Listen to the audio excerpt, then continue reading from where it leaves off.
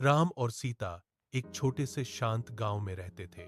राम दिन भर खेतों में कड़ी मेहनत करता, लेकिन जरा सी बात पर उसका पारा चढ़ जाता था। सीता का स्वभाव एकदम शांत था, पर वह अक्सर इस बात से परेशान रहती कि राम कभी उसकी भावनाओं को नहीं सुनता। एक तपती दोपहर घर के आंगन में खाने की थाली को लेकर दोनों के बीच तीखी बहस छिड़ गई। सीता ने दुखी होकर कहा, तुम्हें सिर्फ अपनी फसलों की चिंता है, मेरी भावनाओं की नहीं। राम को गुस्सा आ गया। उसने मेज पर जोर से मुक्का मारा और बिना एक शब्द कहे घर से बाहर निकल गया। राम खेत की मेड़ पर जाकर घंटों अकेले हल चलाता रहा।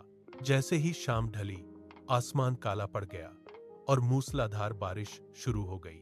राम पूरी तरह भीग चुका था और कीचड़ भरे रास्ते से लंगड़ाते हुए किसी तरह घर पहुंचा। उसने देखा कि सीता दरवाजे की ओट में हाथ में एक जलता हुआ दीपक लेकर उसका इंतजार कर रही थी। बारिश की ठंडी बूंदें उनके चेहरों पर गिर रही थीं, लेकिन सीता की आंखों में केवल चिंता थी।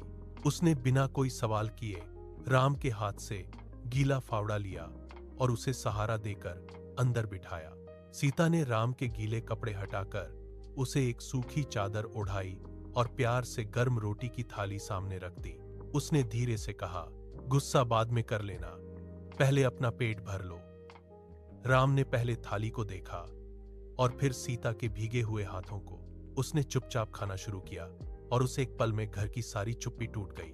अगली सुबह राम बाजार से सीता के लिए लाल चूड़ियां लाया। सीता मुस्कुराई और बोली, अब गुस्सा कम किया करो। राम ने हंसते हुए वादा किया। उस दिन से उन्होंने नियम बनाया कि वे हर रात एक दूसरे का हाथ पकड़कर दिल की बातें साझा करेंगे। अब उनके घर में केवल खुशियां ही बची थीं।